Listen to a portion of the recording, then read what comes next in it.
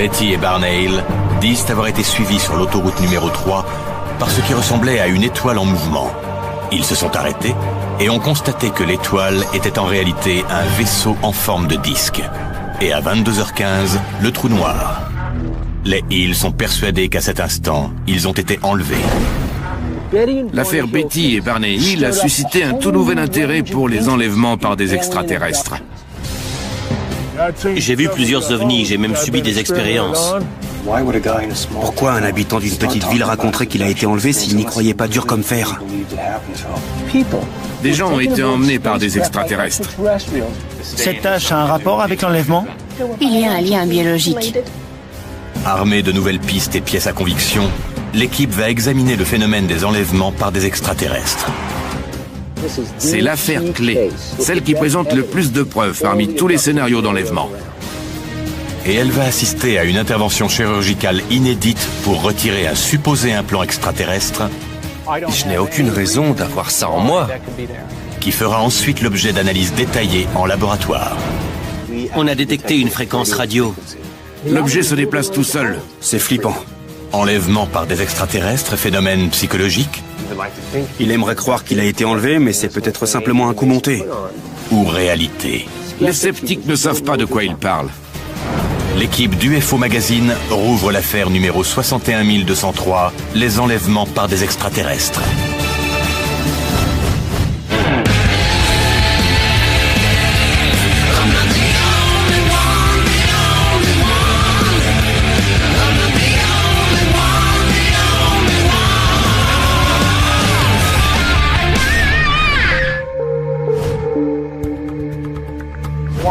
Pourquoi on pense tout de suite à cette image dès qu'on entend le mot extraterrestre? Les gros yeux et la grosse tête. Comment on peut savoir à quoi ils ressemblent? C'est une extrapolation de l'image décrite par Betty et Barney Hill la première fois qu'ils ont raconté leur enlèvement en 1961 dans le New Hampshire. C'est ça qui a eu un effet boule de neige dans tous les États-Unis. Dans les années 50, l'âge d'or des premiers contacts extraterrestres, les gens s'appelaient les contactés. Avec l'affaire Betty et Barney Hill, les contactés sont devenus les kidnappés. 19 septembre 1961. Betty et Barney Hill rentrent de leurs vacances au Canada. Ils roulent vers le sud sur l'autoroute numéro 3 près de Franconia Notch dans le New Hampshire. J'ai continué de rouler. Vers minuit, une étoile anormalement brillante attire leur attention. Les Hill sont tout d'abord surpris. Je l'ai vu filer et passer derrière la voiture. Avant d'être terrifiés. Elle est juste au-dessus de nous. Betty, regarde. L'étoile dans le ciel a l'air de les suivre. J'ai accéléré pour lui échapper. Ce qu'ils ont d'abord pris pour une étoile brillante se transforme en un vaisseau de 25 mètres de diamètre avec une double rangée de hublots. J'ai quitté l'autoroute. Le vaisseau les suit et s'immobilise juste au-dessus de la voiture. Je ne sais pas pourquoi j'ai fait ça. Soudain, j'étais perdu. Et tout à coup, tout ce dont les Hill se souviennent, c'est de rouler vers le sud sur l'autoroute numéro 3, mais à leur grande surprise, de longues heures plus tard. Même s'ils se souvenaient de plusieurs détails de l'incident, ils n'avaient aucun souvenir de ce qui s'était passé entre le moment où ils avaient vu le vaisseau et celui où ils s'étaient retrouvés dans leur voiture. D'après Interrupted Journey, le voyage interrompu, le best-seller qui a fait connaître l'histoire des Hill au monde entier, Betty et Barney Hill se seraient souvenus sous hypnose d'avoir lutté contre des petites silhouettes, des humanoïdes. Ils ont également affirmé avoir été traités comme des spécimens de laboratoire. L'un des aspects les plus importants de cette affaire sont les preuves tangibles que prétendaient détenir les Hill. Vous devriez aller dans le New Hampshire pour qu'on rouvre le dossier. Si vous rapportez des preuves, je sais par quel laboratoire les faire analyser. Vous savez tous ce que vous avez à faire. On fait nos valises et on part pour le New Hampshire.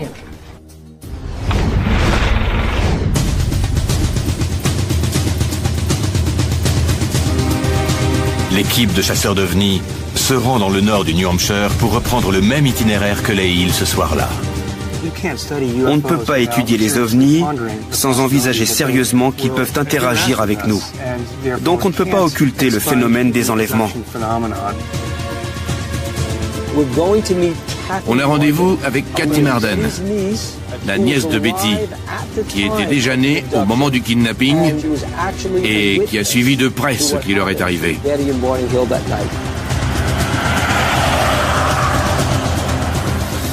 Kathy Marden avait 13 ans quand elle a entendu parler de l'enlèvement des Hill. Après la mort de Barney le 25 février 1969, Betty s'est rapprochée de Kathy. Bonjour Kathy. Elle s'est longuement confiée à elle.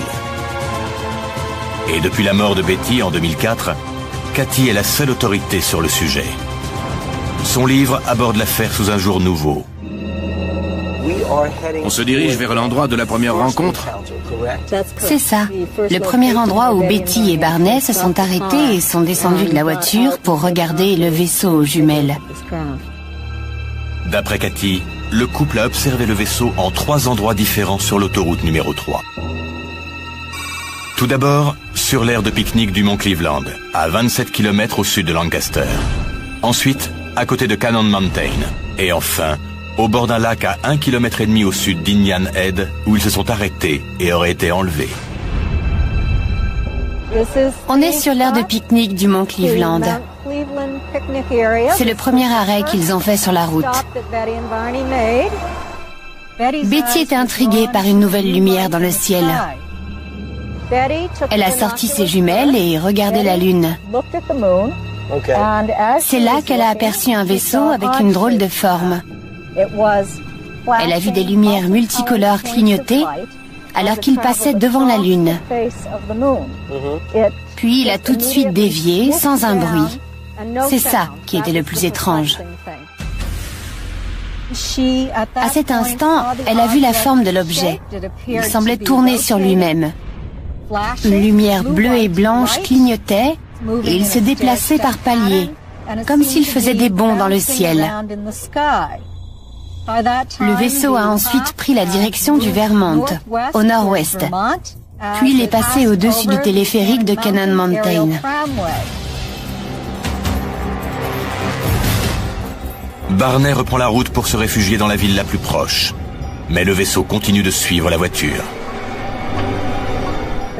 Le vaisseau les a dépassés et a commencé à descendre à environ 30 mètres de leur véhicule.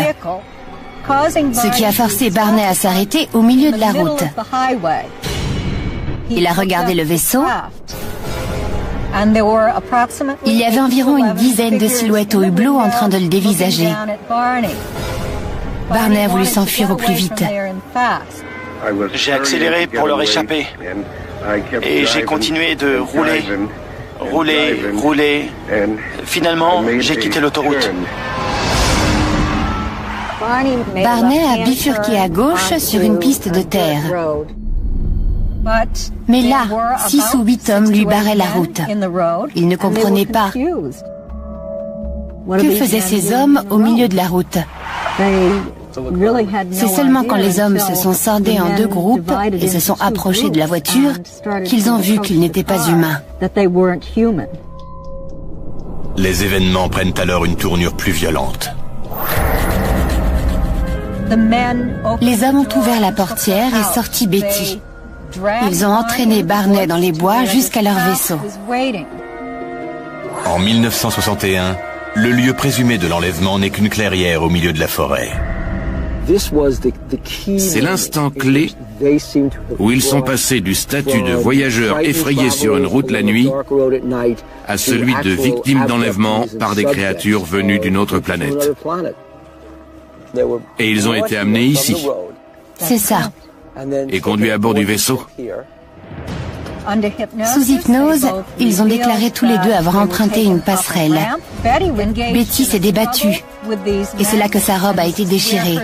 Elle a été conduite à bord du vaisseau et Barney a été enfermé dans une pièce devant elle. C'est là qu'ils ont été soumis à toute une série d'expériences. Oui, et on leur a prélevé plusieurs échantillons. Betty demande ensuite à un extraterrestre d'où il vient.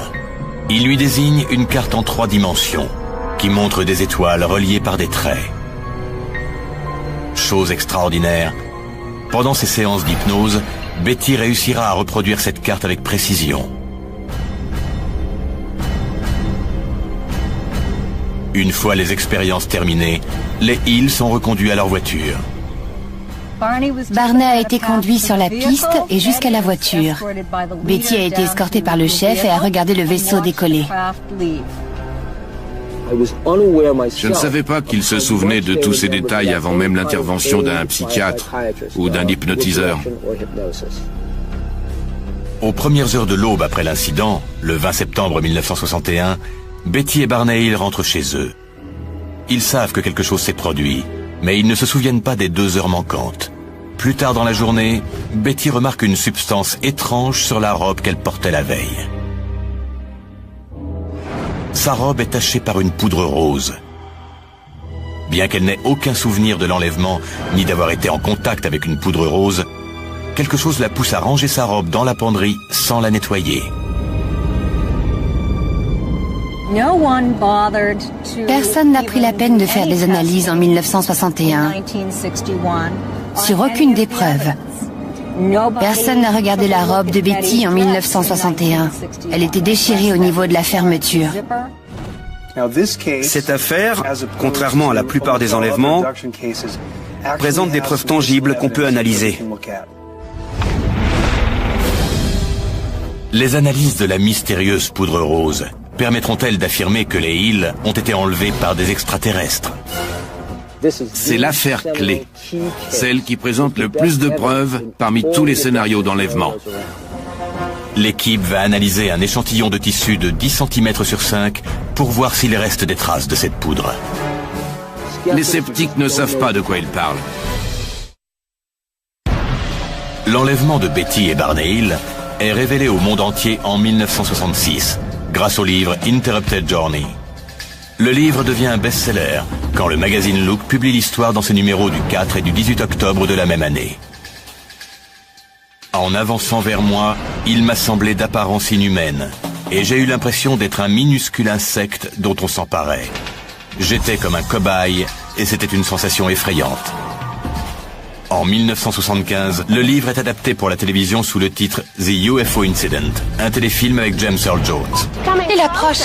Mais non! Il n'approche pas, il est loin dans le ciel! Betty, qu'est-ce que tu veux me faire croire? Quels sont les critères d'un enlèvement extraterrestre? D'après les spécialistes, la victime doit tout d'abord être enlevée contre sa volonté. Ensuite, les extraterrestres doivent la conduire quelque part, généralement jusqu'à ce qu'on appelle le vaisseau mère. Enfin, la victime est raccompagnée au point de départ et ne se souvient plus de rien, comme Betty et Barney Hill. Le problème, c'est que beaucoup de gens déclarent avoir été enlevés et que les médias adorent ce genre de déclarations. C'est ça qui entretient le mythe des petits hommes verts et de leur soi-disant soucoupe volante.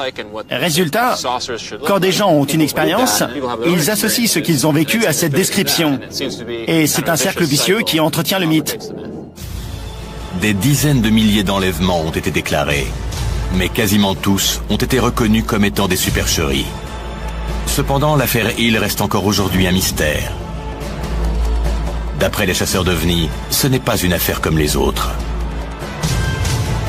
Car cette fois, il y a des preuves. Il y avait des traces de lustrage sur le coffre. Il y avait des traces plus brillantes sur le coffre. De la taille d'une pièce de monnaie. Heureusement, un de nos voisins était un physicien.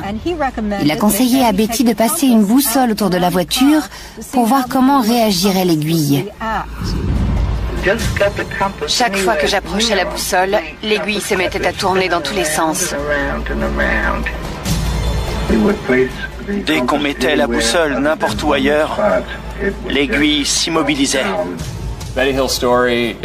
Betty a raconté qu'elle s'était débattue pendant l'enlèvement. Donc on peut se demander dans quel état est sa robe. Sa robe est abîmée. La fermeture éclair est déchirée. Le tissu a été froissé est également contaminée. Il y a des taches un peu partout. Si des extraterrestres avaient laissé une substance sur la robe, elle serait encore visible. Ça fait 40 ans.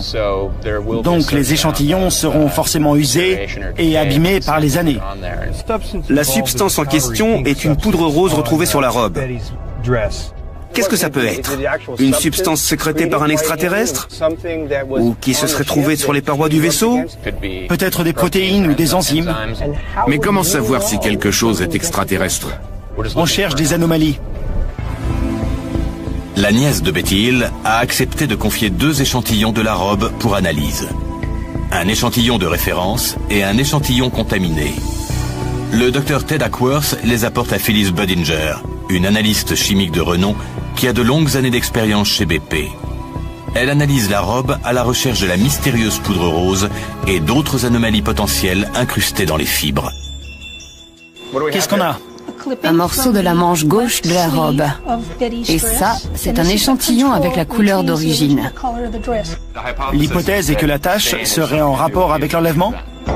Oui, le tissu a été taché. Il y a très peu de cette substance sur l'échantillon de référence. Ça signifie qu'elle provient d'une source extérieure et absolument pas de Betty. Ça pourrait être une substance résiduelle? Peut-être. Elle a commencé par le regarder au microscope pour en faire une meilleure observation. Vous allez voir que contrairement à l'échantillon de référence, les fibres du tissu taché sont beaucoup moins ordonnées et les mailles sont plus espacées. Oui, je vois en effet que les mailles sont plus espacées. Quand on regarde bien, on voit qu'elles ont été malmenées. Au microscope, Phyllis Budinger a détecté des zones anormalement tachées et des fibres distendues. Le tissu a clairement été distendu, mécaniquement, contrairement à l'échantillon de référence. Tout ce que je vois semble confirmer l'hypothèse d'une lutte physique entre celle qui portait la robe et une tierce personne. Serait-ce la preuve que Betty s'est battue avec ses ravisseurs présumés pour tenter de leur échapper? Passons à l'analyse spectroscopique. Ça a l'air intéressant.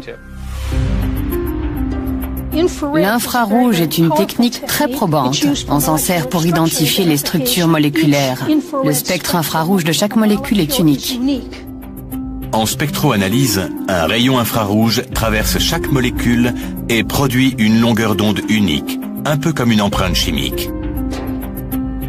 Pour identifier avec précision les composants de la robe, Phyllis Budinger extrait une petite dose de la substance inconnue. Voilà les résultats. Les traits sont dédoublés. On dirait qu'il y a au moins 2 types de composants extérieurs dans les fibres. L'un à base de protéines, l'autre à base de graisse. Les 2 sont communs et on les trouve partout. Donc la robe a bien été tachée, mais par des substances ordinaires. On a une meilleure idée de ce qui a taché la robe. Je ne peux pas vous dire si c'est humain ou non, mais en tout cas, il y a un lien biologique. Les analyses corroborent leur version. Mais elles ne disent pas si elle s'est battue contre un extraterrestre, un humain ou autre chose. Ce n'est pas suffisant. Mais un détail de l'affaire Betty et Barney Hill reste encore aujourd'hui inexpliqué.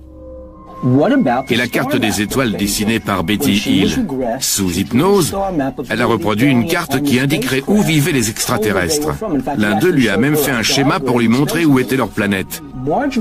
Marjorie Fish, 8 ans plus tard, a réussi à prouver que cet amas Zeta Reticuli, ce système à 2 étoiles dont Betty avait parlé, existait bien. Zeta Reticuli est un amas d'étoiles centré autour de 2 étoiles principales, à environ 39 années-lumière de la Terre. Les astronomes n'ont cartographié cet amas qu'en 1972. Le schéma dessiné par Betty semble correspondre à l'amas en question, à 3 étoiles près. Les cartes n'étaient pas identiques. Mais en 1972, quand la technologie a permis de voir cette partie de l'espace, qu'est-ce qu'on a découvert?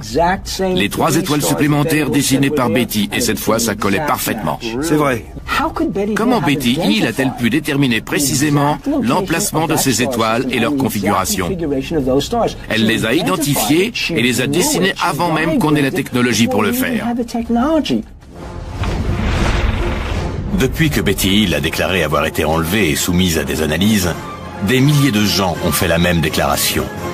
Mais ces dernières années, ces phénomènes d'enlèvement extraterrestre ont pris une toute autre tournure. Plusieurs victimes venues du monde entier ont découvert dans leur corps de mystérieux implants. Ceci est peut-être l'image d'un implant extraterrestre à l'intérieur d'un corps humain. L'objet se déplace tout seul. C'est flippant. Les procédures médicales invasives sont souvent associées à des enlèvements extraterrestres. Ces dernières années, plusieurs douzaines de kidnappés ont fourni de nouveaux indices. Ils ont déclaré aux ufologues que, suite à leur enlèvement, il avait été découvert un objet intrus dans leur corps.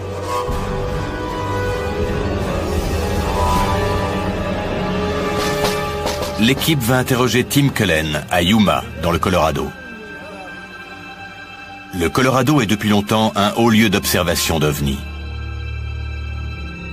Le 27 août 1995, 21 témoins à 13 endroits différents au centre du Colorado ont déclaré avoir vu un objet volant en forme de cigare effectuer d'incroyables manœuvres.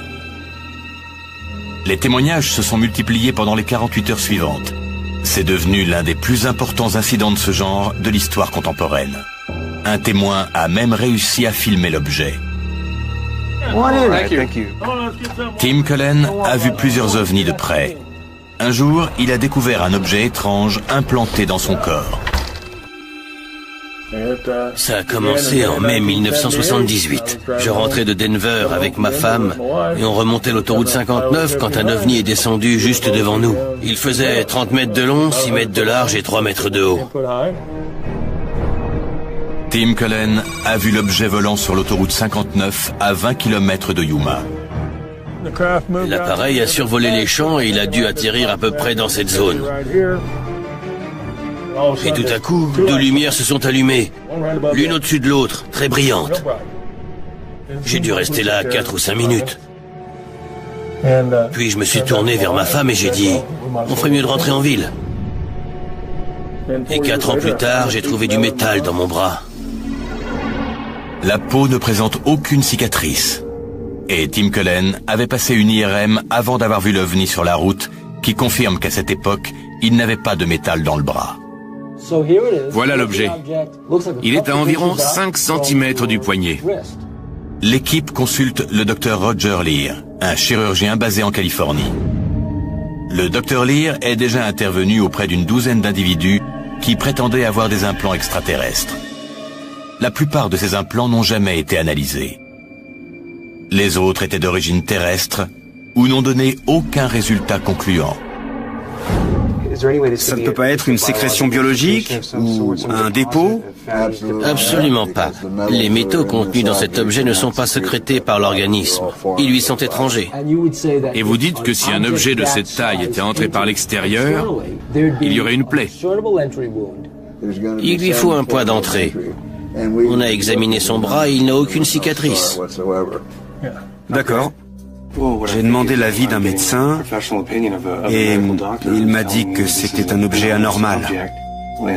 Il l'a fait analyser par 3 laboratoires et les 3 ont confirmé qu'il était très inhabituel.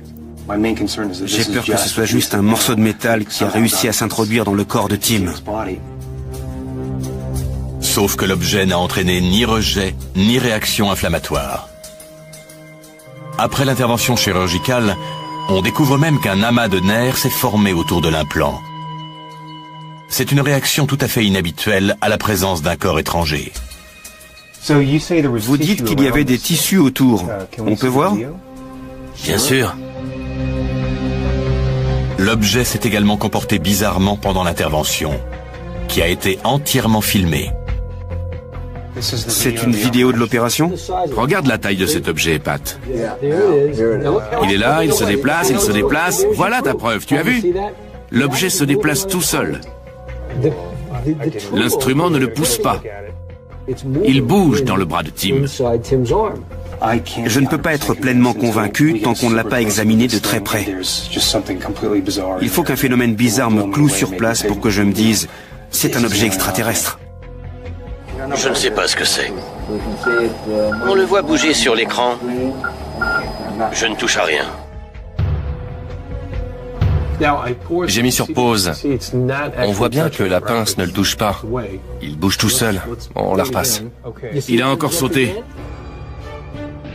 Il a recommencé. Il saute. Regarde comme il bouge. Ça continue? C'est intéressant. C'est vraiment bizarre. Il bouge tout seul. Qu'est-ce qu'il fait bouger? Ce n'est pas la pince. Ce n'est pas non plus un autre instrument. Il n'y a pas de fluide.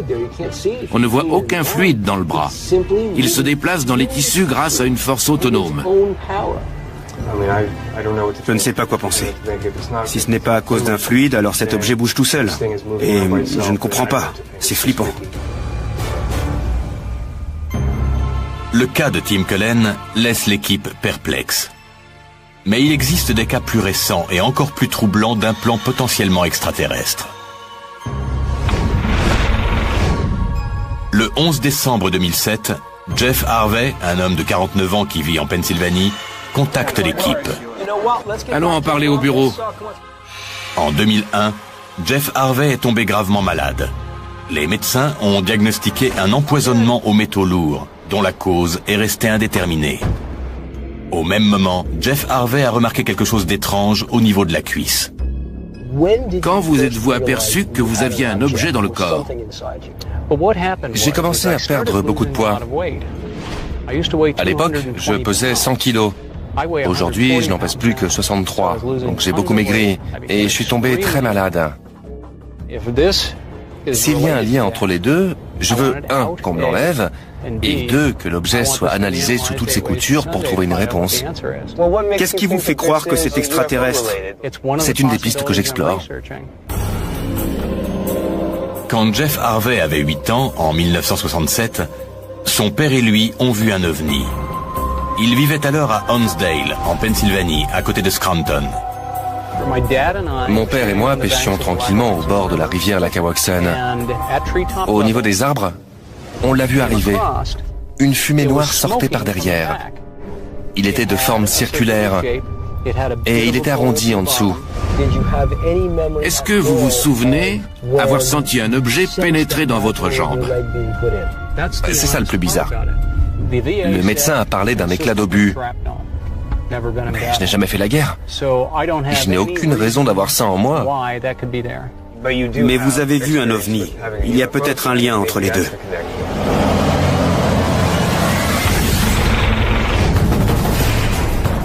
L'équipe des chasseurs d'ovnis n'est pas au bout de ses surprises. On a détecté une fréquence radio.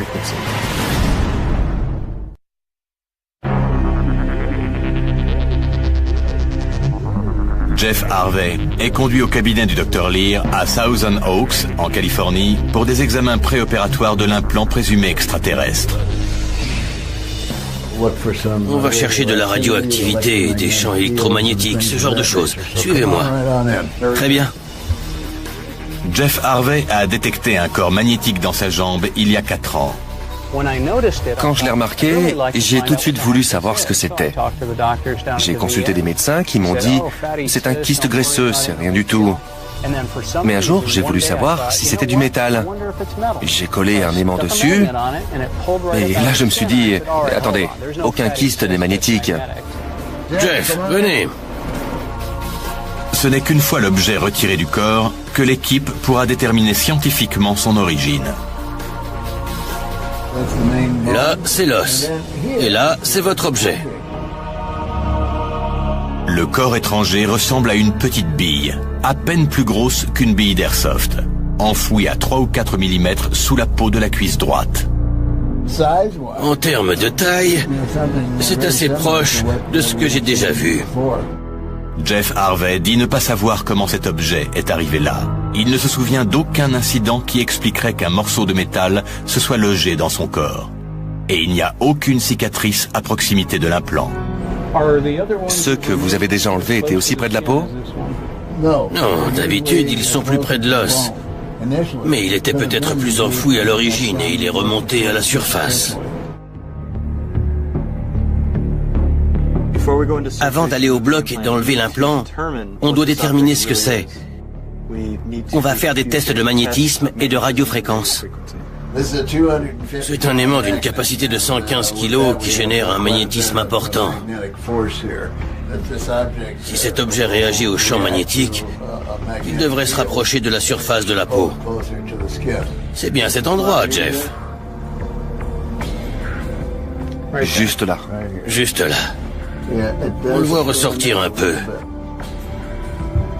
Vous voyez la peau? Oui, je vois. Il y a un point en relief. Ça le fait ressortir de combien, à votre avis?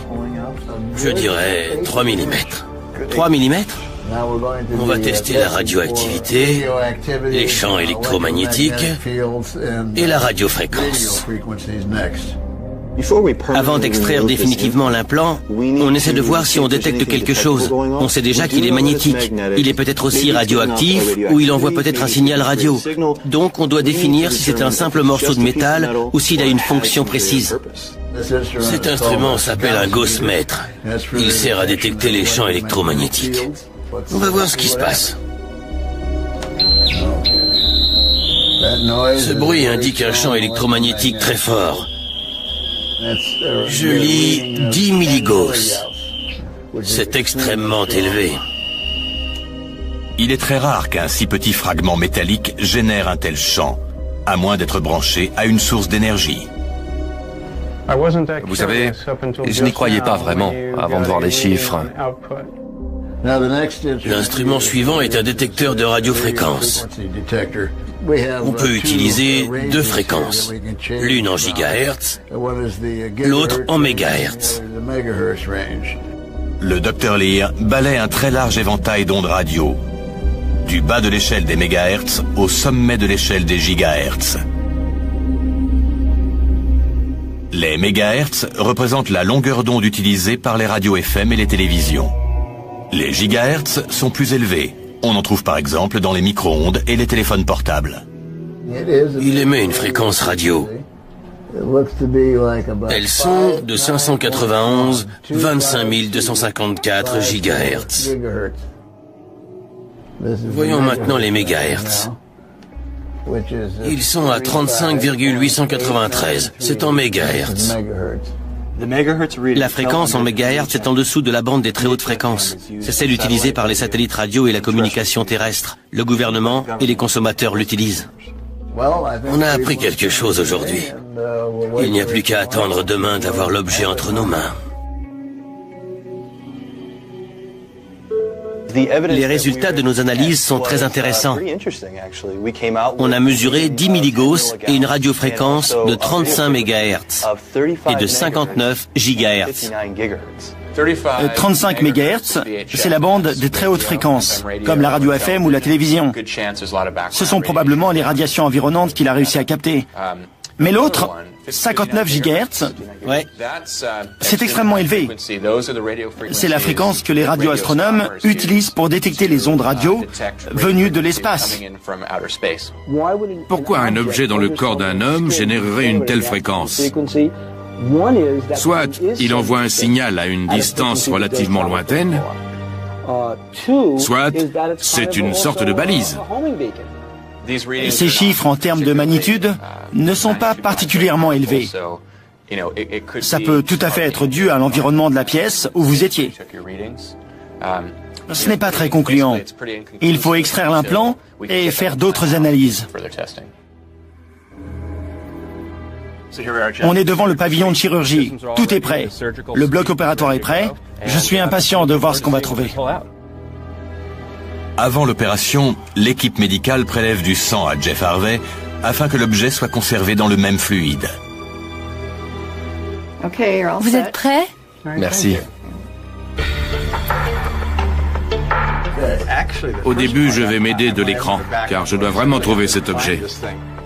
Le docteur John Matriciano, chirurgien à Thousand Oaks, en Californie, dirige l'opération. Ça y est, enfin. Je vous fais une anesthésie locale. On va chercher à l'emplacement qu'on a marqué. Je fais une petite incision dans la peau.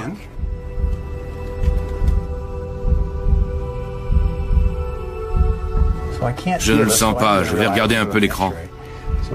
Je recule. Je crois que j'aperçois quelque chose. On dirait un point noir. Je veux être sûr d'être au bon endroit. Je vais l'attraper si je peux. Vous êtes dessus. Oui, on dirait. Vous le passez fort. L'abîmez pas. Non, il est glissant. Je l'ai. Vous le voyez? Oui, ça paraît solide. Le chirurgien est surpris de découvrir que des tissus se sont greffés à l'objet. On dirait qu'il était enfermé dans une bulle de matière organique, greffée au corps. Ça n'a pas été facile de le sortir. Ça y est, je l'ai.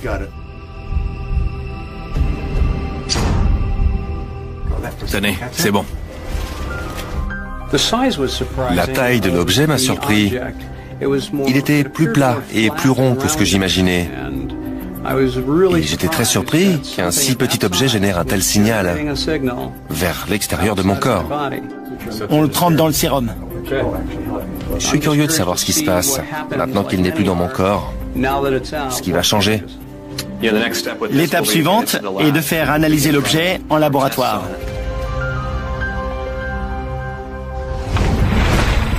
Mais quand l'équipe effectue ces analyses, C'est là. ils font une découverte à laquelle personne ne s'attendait. On dirait une petite météorite.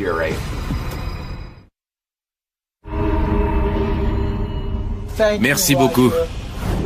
Après avoir prélevé un présumé implant extraterrestre de la cuisse de Jeff Harvey, l'équipe fait quelques analyses pour déterminer s'il émet toujours les mêmes ondes radio. On a quelle radiofréquence? La radiofréquence s'annule. Elle s'est arrêtée. L'implant n'émet plus de signal. Que l'objet ait été désactivé, coupé volontairement ou mis hors service, les ondes radio qu'il émettait signifient qu'il est plus complexe qu'il n'y paraît.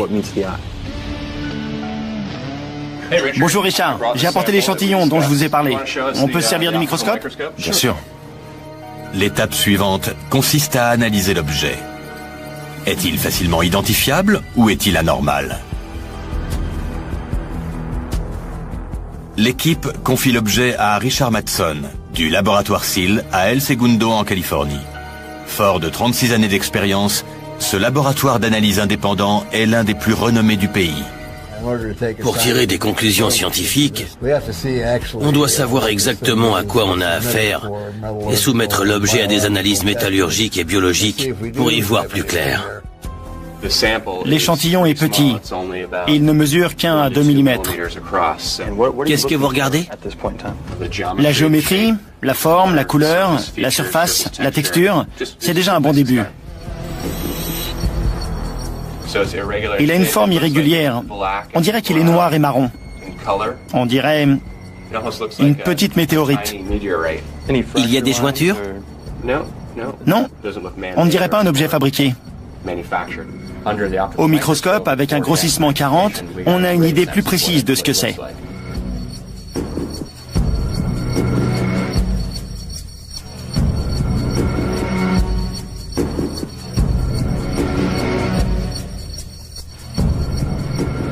L'objet présente deux couches distinctes, une interne de couleur claire et une externe plus foncée. J'ai bien regardé la surface et elle m'a paru noircie ou carbonisée. C'est peut-être de la rouille. C'est vrai, de l'oxydation?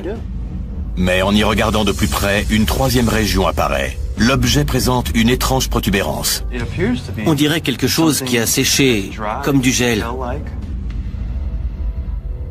On a appelé ça la nageoire, car on dirait une nageoire qui pointe sur le côté. J'aimerais vraiment savoir de quoi elle est faite. C'est un microscope électronique à électrons. Ici, on a une source d'électrons. Un faisceau d'électrons est envoyé verticalement sur l'échantillon. On peut le scanner sous différents angles. On peut obtenir des images en coupe qui nous donneront des informations sur les composants. Jolie machine. Oui. Le voilà. On pourrait avoir l'image radio de cette nageoire. On voit bien ici que ce n'est pas de la matière qui sort de l'objet, mais quelque chose qui s'y est greffé. Le spectre de la matière en question est organique. Donc, pour je ne sais quelle raison, on a un morceau de corps humain qui s'est accroché à la surface de l'objet. C'est assez étrange et en même temps très intéressant, parce que le corps humain a deux types de réactions face à un objet étranger. La première, la plus extrême, c'est quand l'organisme l'enveloppe de pus et l'expulse. La seconde, c'est quand l'objet ne provoque qu'une légère inflammation. On dirait ici qu'un peu de matière organique s'est fixée sur l'échantillon. Ça ne ressemble pas du tout au cas décrit par le Dr Lear. Le corps aurait dû le rejeter, mais cette fois il l'a absorbé. Il s'y est greffé. C'est passionnant. Est-ce qu'il s'est fixé à l'échantillon de manière inhabituelle? Pour moi, non. L'équipe continue d'analyser l'objet à la recherche d'anomalies. On a une bonne idée de ce que sont les composants.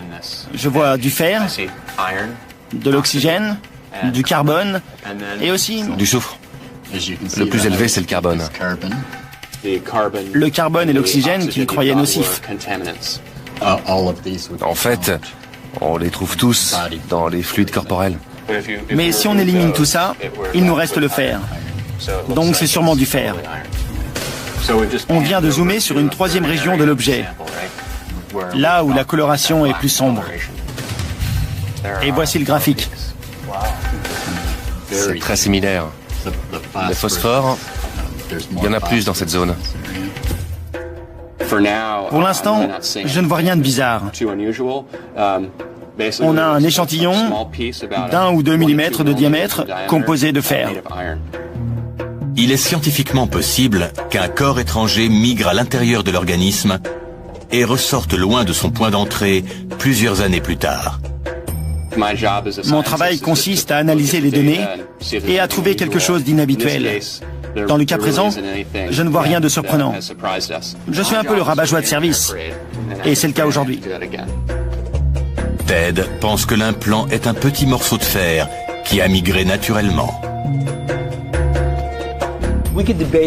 On pourrait débattre du cas de Jeff Harvey toute la nuit, mais le fait est qu'il a vécu un événement traumatisant. Vous l'avez emmené au laboratoire, vous avez fait des analyses et découvert au moins une chose très étrange, qu'un peu de tissu humain, de protéines, s'était fixé à l'objet en question. Je suis très content d'avoir eu la chance d'extraire par un acte chirurgical ce qu'on prenait pour un objet intrus ou un implant extraterrestre. Mais après toutes nos analyses scientifiques, pour moi, c'est simplement un petit morceau de fer oxydé. Et les tissus attachés au métal? On n'a pas la technologie pour faire ça sur Terre. Donc pour moi, c'est au-delà de nos capacités et peut-être extraterrestre. On a appliqué notre technologie à l'ufologie. Ça a rarement été fait dans ce domaine. Un sceptique dira toujours qu'on n'a pas trouvé l'existence de l'OVNI. Comme si on devait mettre l'OVNI sur la table pour prouver qu'il existe.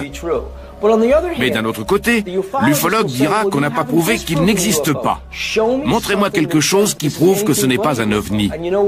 On n'a pas trouvé un seul élément qui prouve qu'il n'y a pas de présence extraterrestre sur Terre, qui nous influence au quotidien et voyage dans notre ciel. Un incident qui s'est produit sur une route du New Hampshire en 1961, un couple enlevé par des extraterrestres, a encore des conséquences aujourd'hui. Il y aurait chaque année plusieurs centaines d'enlèvements extraterrestres. Mais la vérité sur le déroulement de ces enlèvements ne sera peut-être jamais connue. Sommes-nous réellement observés par des êtres venus d'ailleurs ? Laissent-ils derrière eux des traces de leur passage sur notre planète ? Ou ces récits viennent-ils non pas du fin fond de l'univers, mais du tréfonds de notre imagination?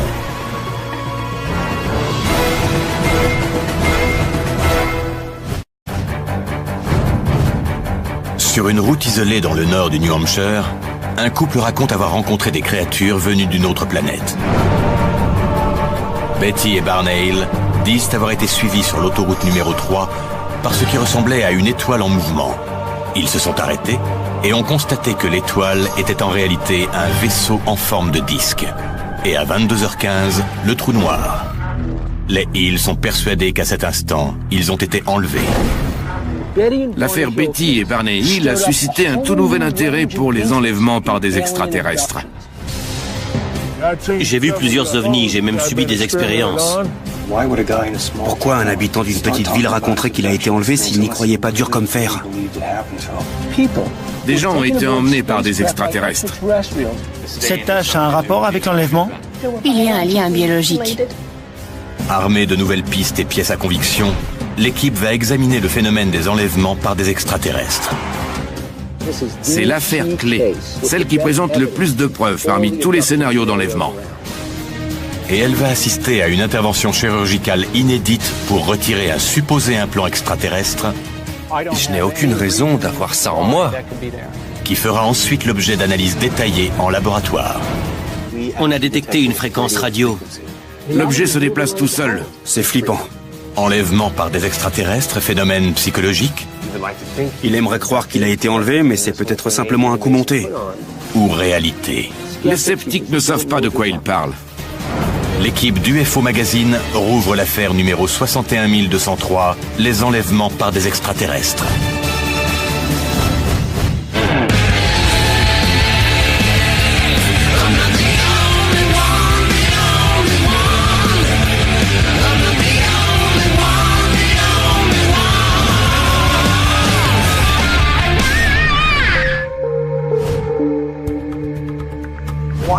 Pourquoi on pense tout de suite à cette image dès qu'on entend le mot extraterrestre? Les gros yeux et la grosse tête. Comment on peut savoir à quoi ils ressemblent? C'est une extrapolation de l'image décrite par Betty et Barney Hill la première fois qu'ils ont raconté leur enlèvement en 1961 dans le New Hampshire. C'est ça qui a eu un effet boule de neige dans tous les États-Unis. Dans les années 50, l'âge d'or des premiers contacts extraterrestres, les gens s'appelaient les contactés. Avec l'affaire Betty et Barney Hill, les contactés sont devenus les kidnappés. 19 septembre 1961. Betty et Barney Hill rentrent de leurs vacances au Canada. Ils roulent vers le sud sur l'autoroute numéro 3 près de Franconia Notch dans le New Hampshire. J'ai continué de rouler. Vers minuit, une étoile anormalement brillante attire leur attention. Les Hill sont tout d'abord surpris. Je l'ai vu filer et passer derrière la voiture. Avant d'être terrifiés. Elle est juste au-dessus de nous. Betty, regarde. L'étoile dans le ciel a l'air de les suivre. J'ai accéléré pour lui échapper. Ce qu'ils ont d'abord pris pour une étoile brillante se transforme en un vaisseau de 25 mètres de diamètre avec une double rangée de hublots. J'ai quitté l'autoroute. Le vaisseau les suit et s'immobilise juste au-dessus de la voiture. Je ne sais pas pourquoi j'ai fait ça. Soudain, j'étais perdu. Et tout à coup, tout ce dont les Hill se souviennent, c'est de rouler vers le sud sur l'autoroute numéro 3, mais à leur grande surprise, de longues heures plus tard. Même s'ils se souvenaient de plusieurs détails de l'incident, ils n'avaient aucun souvenir de ce qui s'était passé entre le moment où ils avaient vu le vaisseau et celui où ils s'étaient retrouvés dans leur voiture. D'après Interrupted Journey, le voyage interrompu, le best-seller qui a fait connaître l'histoire des Hill au monde entier, Betty et Barney Hill se seraient souvenus sous hypnose d'avoir lutté contre des petites silhouettes, des humanoïdes. Ils ont également affirmé avoir été traités comme des spécimens de laboratoire. L'un des aspects les plus importants de cette affaire sont les preuves tangibles que prétendaient détenir les Hill. Vous devriez aller dans le New Hampshire pour qu'on rouvre le dossier. Si vous rapportez des preuves, je sais par quel laboratoire les faire analyser. Vous savez tous ce que vous avez à faire. On fait nos valises et on part pour le New Hampshire.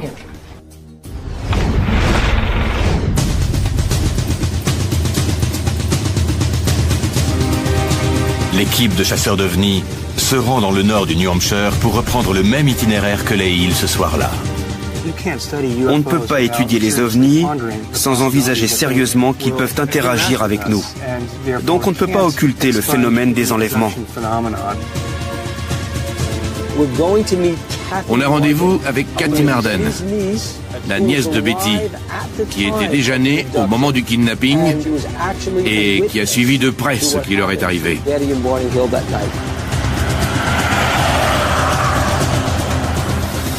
Kathy Marden avait 13 ans quand elle a entendu parler de l'enlèvement des Hill.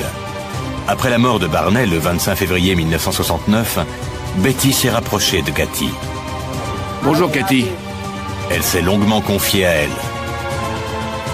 Et depuis la mort de Betty en 2004, Kathy est la seule autorité sur le sujet. Son livre aborde l'affaire sous un jour nouveau. On se dirige vers l'endroit de la première rencontre? C'est ça. Le premier endroit où Betty et Barney se sont arrêtés et sont descendus de la voiture pour regarder le vaisseau aux jumelles. D'après Kathy, le couple a observé le vaisseau en 3 endroits différents sur l'autoroute numéro 3. Tout d'abord, sur l'aire de pique-nique du mont Cleveland, à 27 km au sud de Lancaster. Ensuite, à côté de Cannon Mountain. Et enfin, au bord d'un lac à 1,5 km au sud d'Indian Head, où ils se sont arrêtés et auraient été enlevés. On est sur l'aire de pique-nique du mont Cleveland. C'est le premier arrêt qu'ils ont fait sur la route. Betty était intriguée par une nouvelle lumière dans le ciel. Elle a sorti ses jumelles et regardé la lune. C'est là qu'elle a aperçu un vaisseau avec une drôle de forme. Elle a vu des lumières multicolores clignoter alors qu'il passait devant la lune. Puis il a tout de suite dévié sans un bruit. C'est ça qui était le plus étrange. À cet instant, elle a vu la forme de l'objet. Il semblait tourner sur lui-même. Une lumière bleue et blanche clignotait et il se déplaçait par paliers, comme s'il faisait des bonds dans le ciel. Le vaisseau a ensuite pris la direction du Vermont, au nord-ouest. Puis il est passé au-dessus du téléphérique de Cannon Mountain.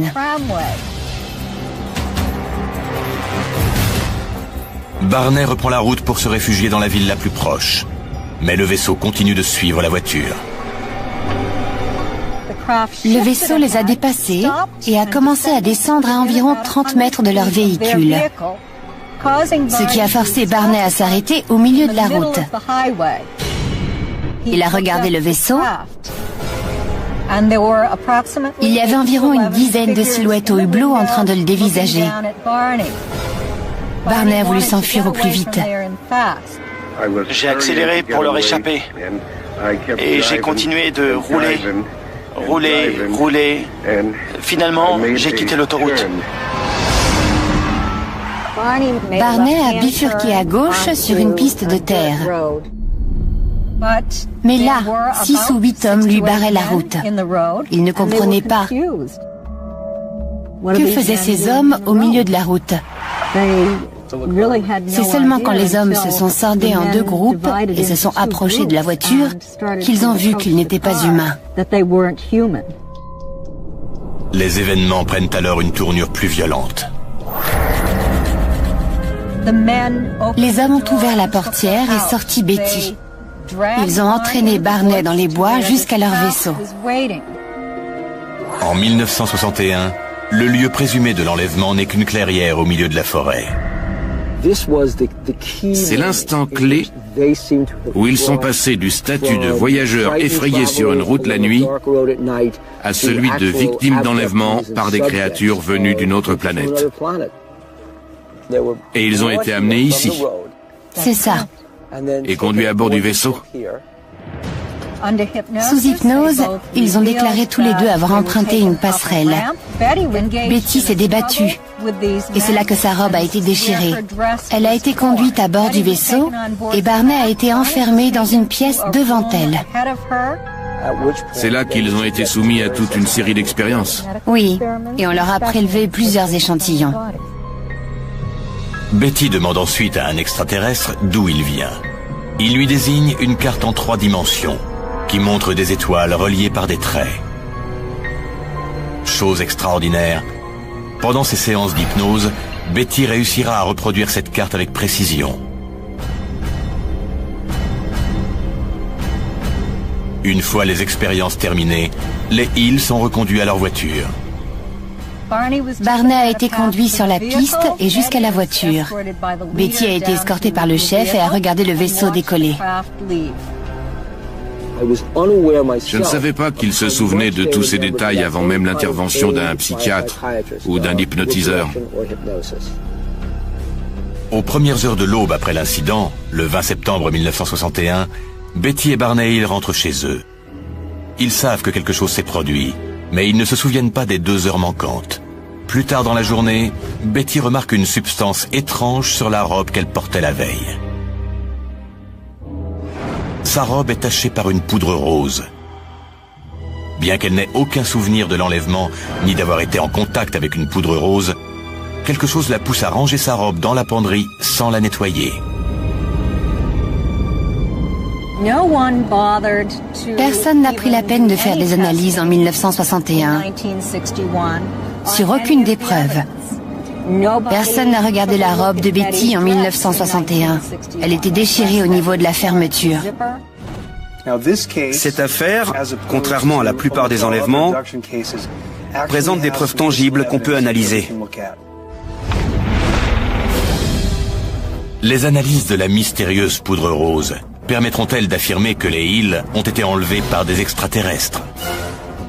C'est l'affaire clé, celle qui présente le plus de preuves parmi tous les scénarios d'enlèvement.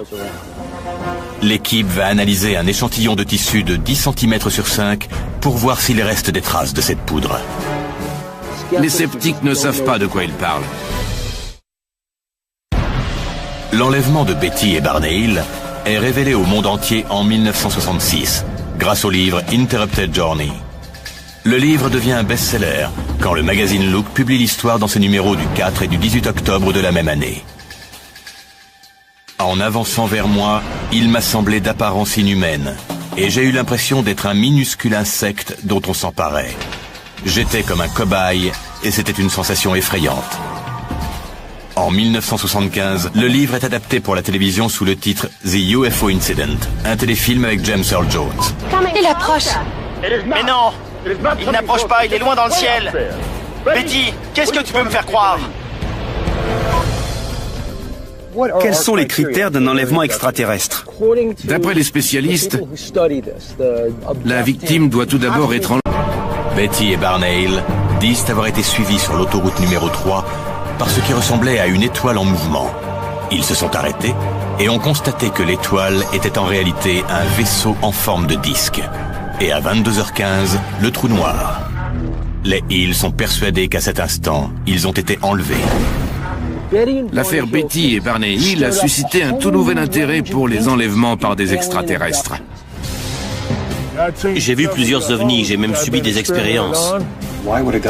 Pourquoi un habitant d'une petite ville raconterait qu'il a été enlevé s'il n'y croyait pas dur comme fer? Des gens ont été emmenés par des extraterrestres.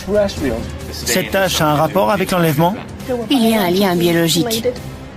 Armée de nouvelles pistes et pièces à conviction, l'équipe va examiner le phénomène des enlèvements par des extraterrestres.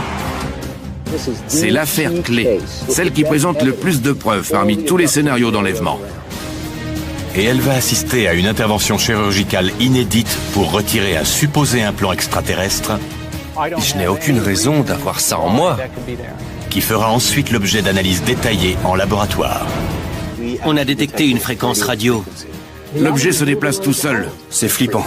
Enlèvement par des extraterrestres, phénomène psychologique Il aimerait croire qu'il a été enlevé, mais c'est peut-être simplement un coup monté. ou réalité? Les sceptiques ne savent pas de quoi ils parlent. L'équipe d'UFO Magazine rouvre l'affaire numéro 61203, les enlèvements par des extraterrestres.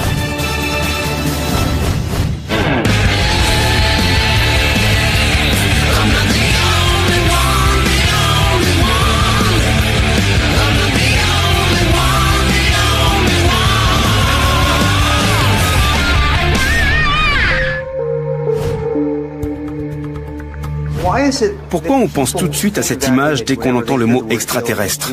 Les gros yeux et la grosse tête. Comment on peut savoir à quoi il ressemble?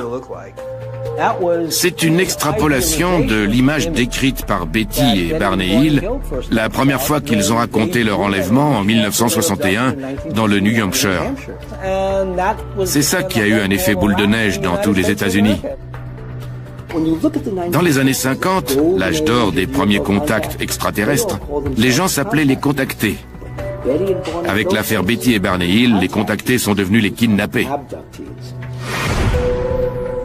19 septembre 1961. Betty et Barney Hill rentrent de leurs vacances au Canada. Ils roulent vers le sud sur l'autoroute numéro 3 près de Franconia-Notch dans le New Hampshire. J'ai continué de rouler. Vers minuit, une étoile anormalement brillante attire leur attention. Les Hills sont tout d'abord surpris. Je l'ai vu filer et passer derrière la voiture. Avant d'être terrifiés. Elle est juste au-dessus de nous. Betty, regarde. L'étoile dans le ciel a l'air de les suivre. J'ai accéléré pour lui échapper. Ce qu'ils ont d'abord pris pour une étoile brillante se transforme en un vaisseau de 25 mètres de diamètre avec une double rangée de hublots. J'ai quitté l'autoroute. Le vaisseau les suit et s'immobilise juste au-dessus de la voiture. Je ne sais pas pourquoi j'ai fait ça. Soudain, j'étais perdu.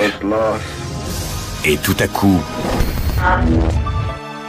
tout ce dont les Hills se souviennent, c'est de rouler vers le sud sur l'autoroute numéro 3, mais à leur grande surprise, de longues heures plus tard. Même s'ils se souvenaient de plusieurs détails de l'incident, ils n'avaient aucun souvenir de ce qui s'était passé entre le moment où ils avaient vu le vaisseau et celui où ils s'étaient retrouvés dans leur voiture. D'après Interrupted Journey, le voyage interrompu, le best-seller qui a fait connaître l'histoire des Hills au monde entier, Betty et Barney Hill se seraient souvenus sous hypnose d'avoir lutté contre des petites silhouettes, des humanoïdes. Ils ont également affirmé avoir été traités comme des spécimens de laboratoire. L'un des aspects les plus importants de cette affaire sont les preuves tangibles que prétendaient détenir les Hills. Vous devriez aller dans le New Hampshire pour qu'on rouvre le dossier. Si vous rapportez des preuves, je sais par quel laboratoire les faire analyser. Vous savez tous ce que vous avez à faire. On fait nos valises et on part pour le New Hampshire.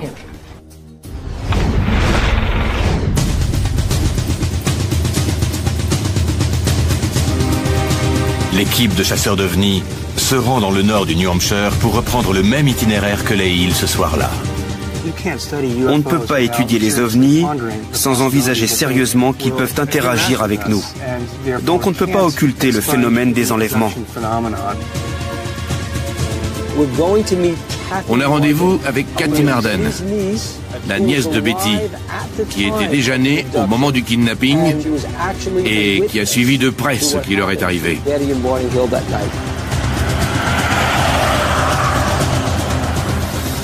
Kathy Marden avait 13 ans quand elle a entendu parler de l'enlèvement des Hills. Après la mort de Barney le 25 février 1969, Betty s'est rapprochée de Kathy. Bonjour Kathy. Elle s'est longuement confiée à elle. Et depuis la mort de Betty en 2004, Kathy est la seule autorité sur le sujet. Son livre aborde l'affaire sous un jour nouveau. On se dirige vers l'endroit de la première rencontre? C'est ça. Le premier endroit où Betty et Barney se sont arrêtés et sont descendus de la voiture pour regarder le vaisseau aux jumelles. D'après Kathy, le couple a observé le vaisseau en 3 endroits différents sur l'autoroute numéro 3. Tout d'abord, sur l'aire de pique-nique du mont Cleveland, à 27 km au sud de Lancaster. Ensuite, à côté de Cannon Mountain.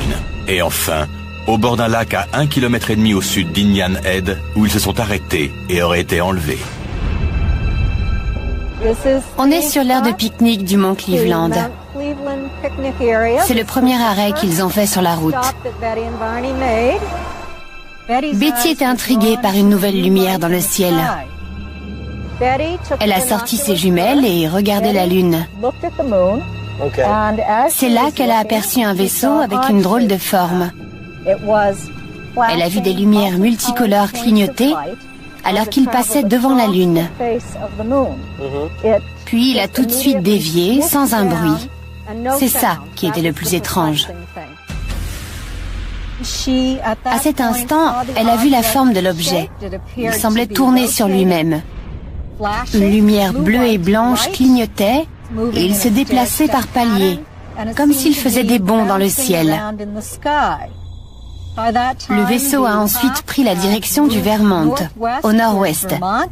Puis il est passé au-dessus du téléphérique de Cannon Mountain.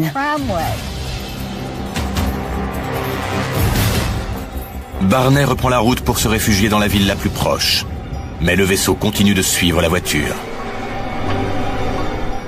Le vaisseau les a dépassés et a commencé à descendre à environ 30 mètres de leur véhicule, ce qui a forcé Barney à s'arrêter au milieu de la route.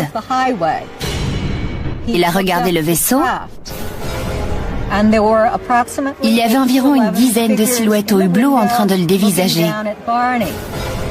Barney a voulu s'enfuir au plus vite. J'ai accéléré pour leur échapper. Et j'ai continué de rouler. Finalement, j'ai quitté l'autoroute. Barney a bifurqué à gauche sur une piste de terre. Mais là, 6 ou 8 hommes lui barraient la route. Il ne comprenait pas. Que faisaient ces hommes au milieu de la route?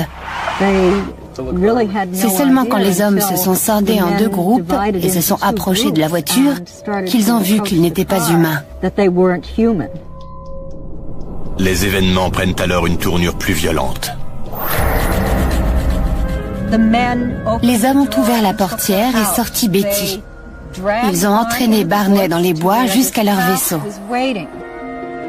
En 1961, le lieu présumé de l'enlèvement n'est qu'une clairière au milieu de la forêt. C'est l'instant clé où ils sont passés du statut de voyageurs effrayés sur une route la nuit à celui de victimes d'enlèvement par des créatures venues d'une autre planète. Et ils ont été amenés ici. C'est ça. Et conduits à bord du vaisseau. Sous hypnose, ils ont déclaré tous les deux avoir emprunté une passerelle. Betty s'est débattue.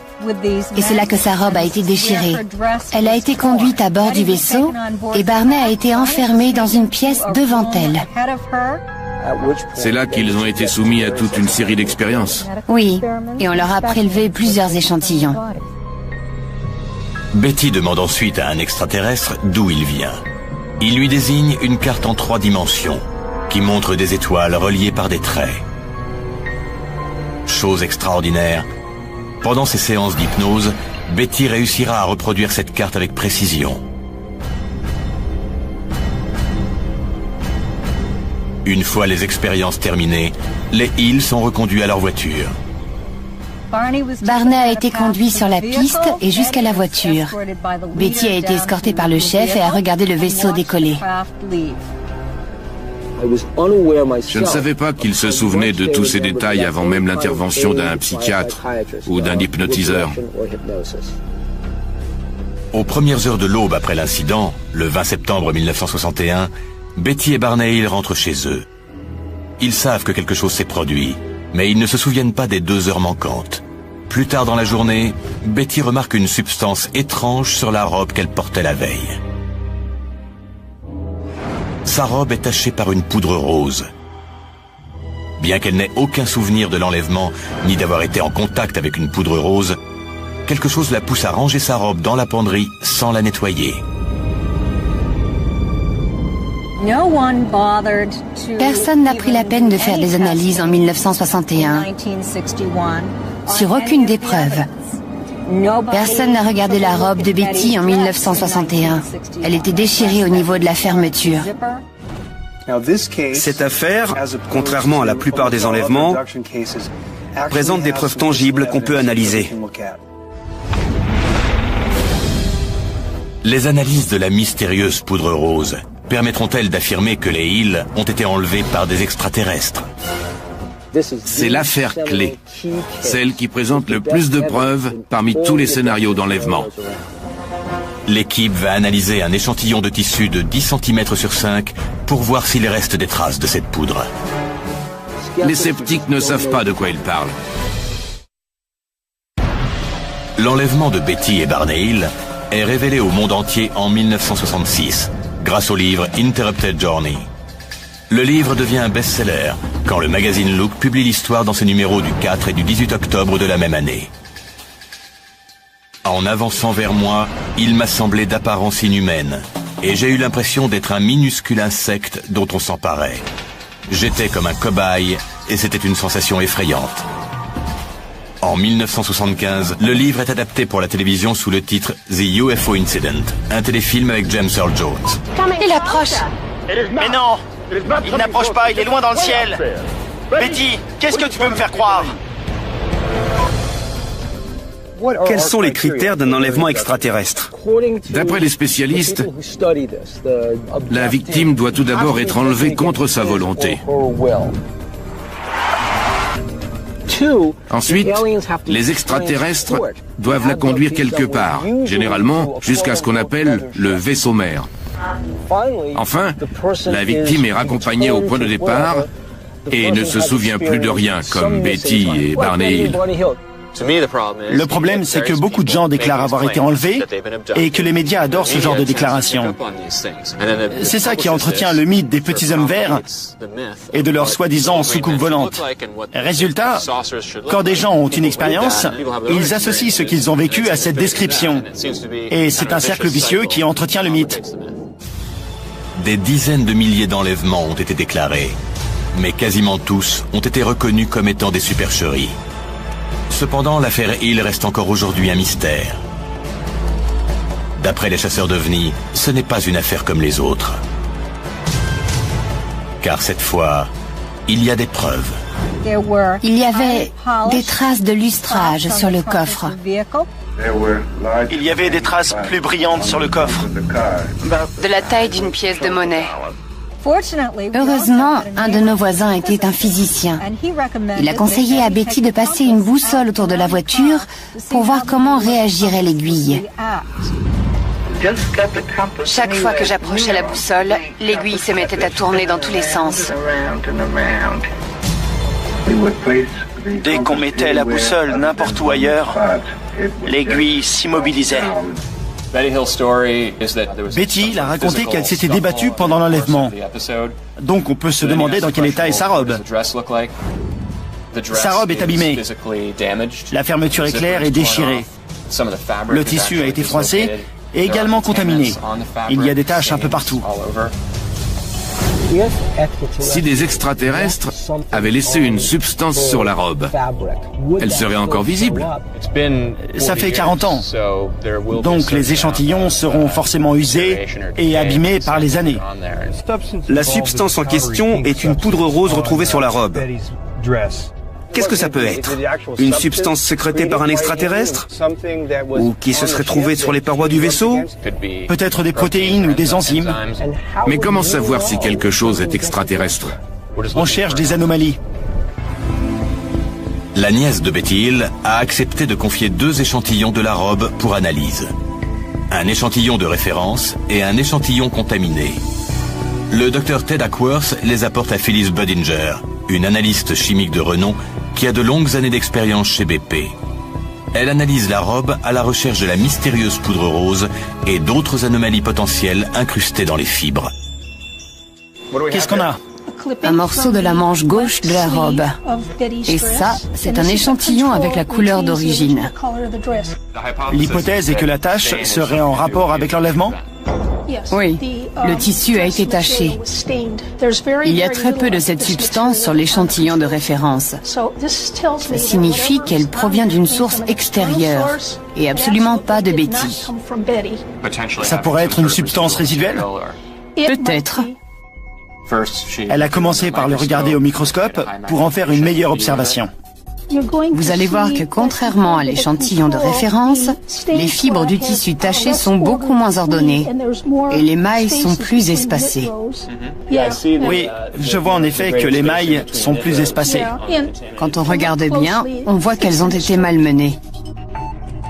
Au microscope, Phyllis Budinger a détecté des zones anormalement tachées et des fibres distendues. Le tissu a clairement été distendu, mécaniquement, contrairement à l'échantillon de référence. Tout ce que je vois semble confirmer l'hypothèse d'une lutte physique entre celle qui portait la robe et une tierce personne.